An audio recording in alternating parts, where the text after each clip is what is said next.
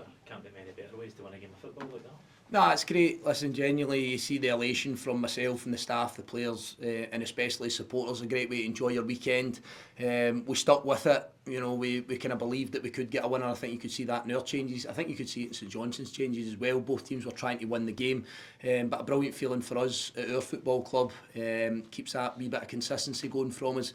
And I've just said it to the players there, it was a trait that we've had for the last 19 months or so that I've been here as a manager, that we do score a lot of late goals, and we're going to need that over the course of the season. So brilliant way to celebrate, get into the international break, but you know we're going to need some more of that over the course of the season, no doubt. Was it Moses who got the final touch? Yeah, I think so. You wouldn't know sometimes he's that laid back, but yeah, Moses got the final touch on it, and again, probably alluding to the profile of the player. That's kind of what we thought we were bringing to the football club. Someone that sniffs out a chance, sniffs out a goal, and he's done it a few times for us already. And again, I'll go back to it. We're going to need more of that from him over the course of the season. Good way to celebrate a new contract as well. Yeah, it is. You know, delighted to sign a new contract here. Delighted that Stevie Frail's by my side as well. He's so important to me and what he does at the football club. And I think what it does for us as a whole is just gives us a real level of consistency in what we do, how we work. You know, the messaging that comes to the players, the connection between myself and Brian Caldwell, the chief executive, and the executive board. Ultimately,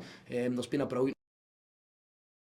And it's something I just want to build on, so it was never a difficult decision for me, and as I say, hopefully we can just go from strength to strength as a football club, and continue to get results. And so I say performances, we played better last week, but get results like we had today. Really pleasing to get another couple of goals from set pieces as well.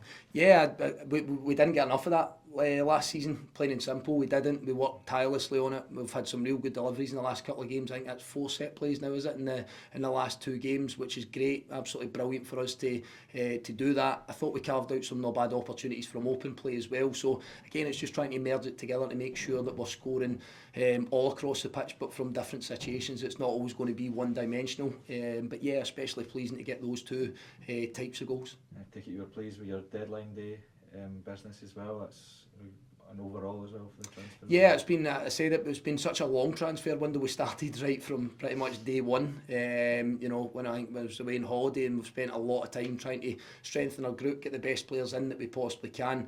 We've been dealt a bit of a blow, which sort of deviated the plan a little bit, if I'm being brutally honest. But I'm really happy with the guys that we've got in here. I think you can see that there's competition for places, and there will be with players coming back from injury. So yeah, getting Jair in, and obviously getting Jack Veland's a wee bit more consistent in that he knows the football club, and I thought he done well when he came on today. And as I say, I think Jair will offer us that sort of pace and that direct running that we've seen from JT on the left hand side so far. So gives us another wee dimension to our team and more options, and I'm really pleased to have them.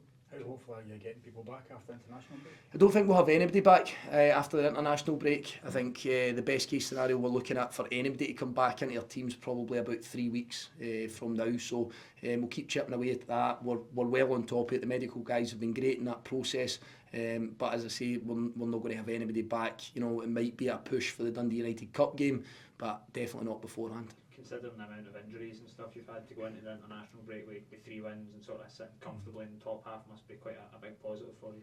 Yeah, it is, and it just shows you Scottish football, doesn't it? Because we had a lot of challenges, as you know, and I keep going back and alluding to the injuries. But the messaging surrounding our football club probably about 3 weeks ago was pretty negative, I felt, at times. But I just think that when the players go and deliver and we get the 3 results that we've had, it builds confidence in them. The messaging surrounding us becomes a wee bit more positive. But I think it's important that we know that there's going to be low moments across the course of the season. And we're going to need to be able to stand together, stick together to make sure that we come out the other side, because we had that last season. Undoubtedly we had that through a poor run. But what we want to do is try and ride the crest of a wave, which is that we're in the next round of the Cup. We're off the back of 6 points in the last 2 games. And we'll work hard this week. That's what we'll do to make sure that we're getting better as a group, because there's a lot of integration for new players into how I want to work, and I think that this time next week will help us in that. Is that Robinson? Is that anything serious, or is that just a blow? No, I think it was just a knock. Zach got, you know, I like a wee bit of clarity, as you're either good or you're not. So I just felt at the time we had Tony on the bench. I felt he could do the job well, which he did. He still needs to gain in his fitness, no doubt about that. But from Zach's point of view, it was kind of touch and go whether he could play on. So it was my decision more than anything else.